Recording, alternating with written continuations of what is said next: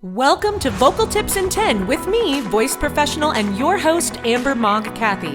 The show where every week you'll get actionable tips in vocal technique, artistry, health, and more, all in 10 minutes or less. Your best voice is just a tip away, so let's go.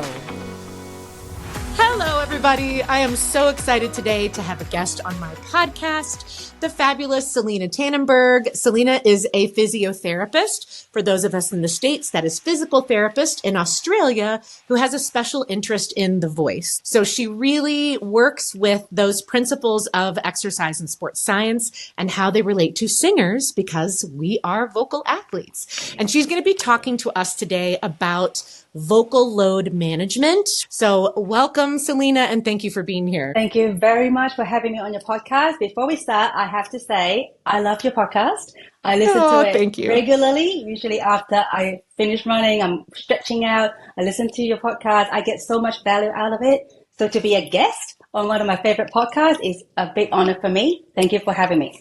Oh, thank you. Well, I'm so thrilled that you're here. And as you know, since you listen, it is 10 minutes or less. So let's jump in so you can share all of your juicy goodness with our listeners. Awesome. We want to talk about vocal load management and why do we want to do that? What is it?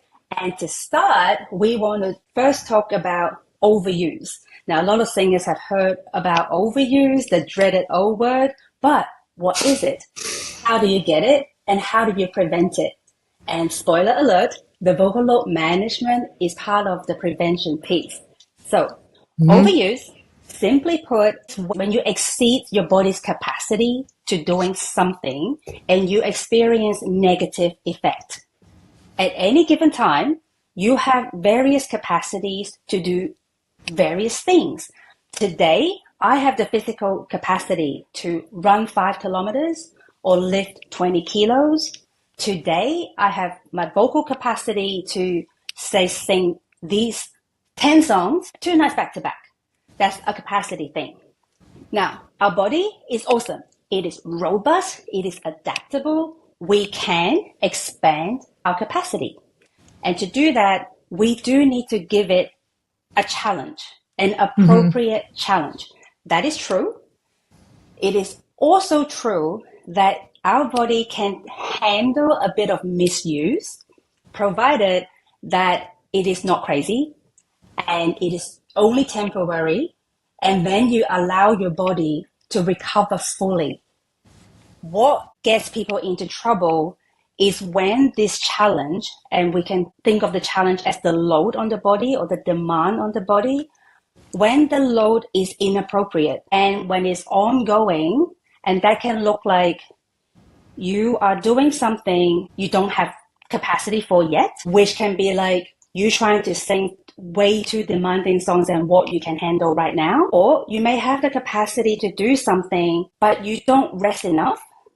So you never quite replenish what you've spent, and eventually you run into trouble. What that can look like is that you can start to have tissue changes on a cellular level.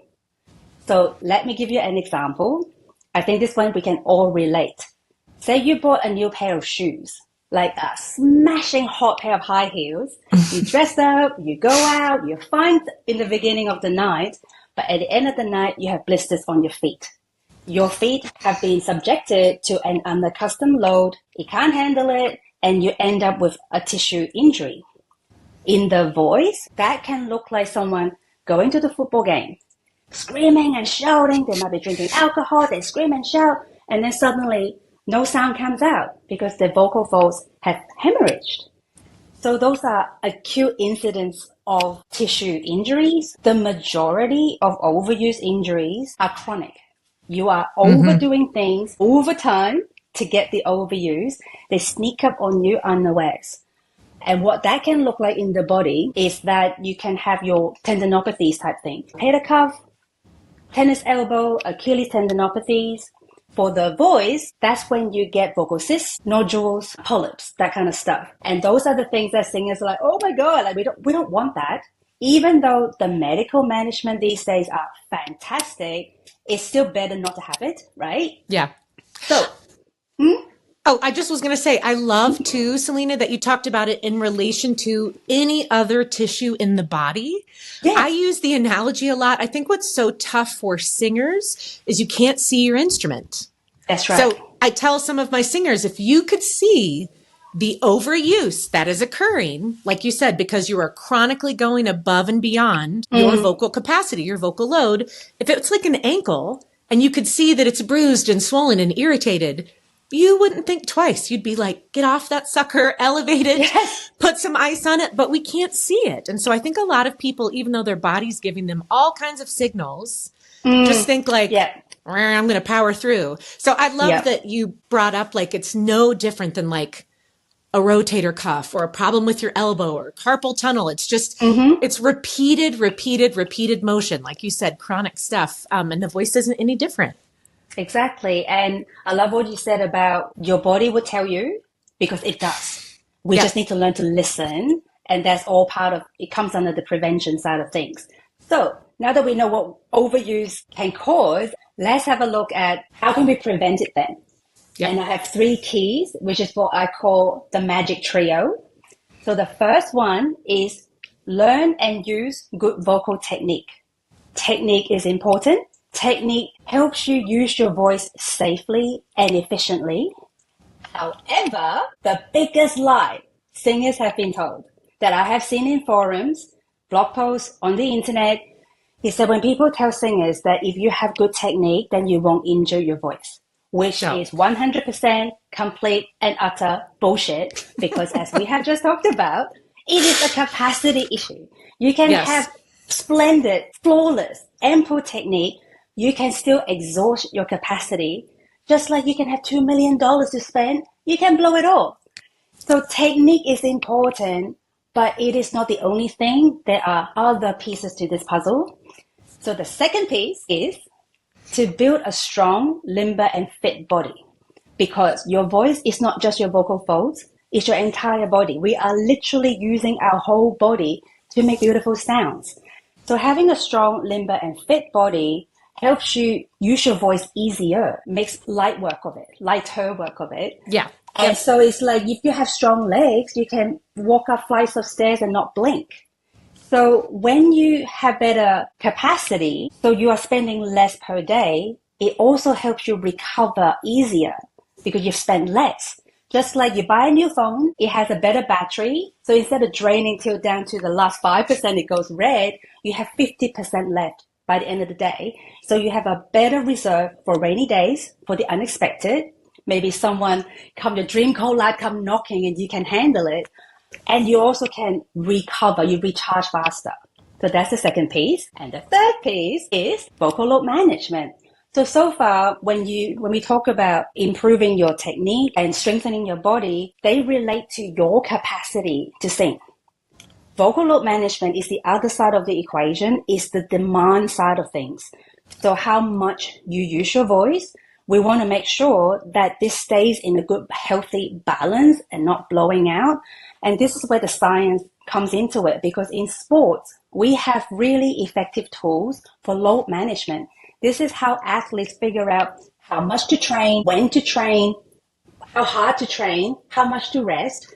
And they also use these tools to manage their training so that as they lead up to a competition, they arrive in top form, they are fresh and with low risk of injuries. And like you said before, Amber, we are vocal athletes. So we can use the same tools to manage our vocal load so that we can have optimum voice quality, help us prevent overuse injuries, and to promote healthy, sustainable, lifelong singing. So that is, in a nutshell, vocal load management and why I think every singer should learn how to do it. Yeah. Well, I love all of this, Selena. I love so much of what you said. And I love that you just were talking about if you are a high level athlete, you train in a way. So when the big game comes, like you said, you are ready to perform at your absolute highest with the least risk of injury. And what I see happen all the time is singers who maybe are not regularly training, regularly working, which, like you said, increases your capacity. a big opportunity comes up, that big collab comes knocking, you get a big audition, you get asked to open for somebody major on a tour, and you're like, oh my gosh, I have to do it. And they shove so much in at the last minute that they go into the tour, they go to the audition below 100% because they have pushed so much.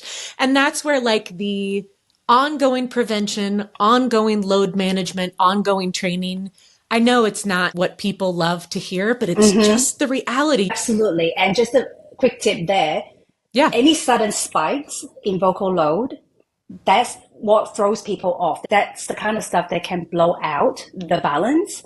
And especially if you have a spike and it's sustained. So if you have a show, if you're going on tour, you rehearse, and then you ramp up your rehearsal and then you go on tour, and you know when you are on stage, you give more, like you put more into your performance. So the intensity is higher. It's not just about how much, it's how much intensity it takes you, because I can talk to you for 10 minutes on this podcast and it doesn't require a lot of effort. But if in these 10 minutes, I want to belt defying gravity back to back 2 times, it's a different thing, right? There's a different spending of my vocal capacity. So that's why you need to prepare. Yes. Yep. Absolutely. This has been so great. Tell everybody how they can reach you. I'm going to put all your contact info down in the show notes. And you've also got a freebie for people to kind of just help them with exactly what we've been talking about. So can you share a little bit of that so folks know where to find you? Absolutely. I am most active on the Instagram, and you can look me up at voice_physio. That's probably the best place to find me. Or you can go to my website, which is movemedics.com.au.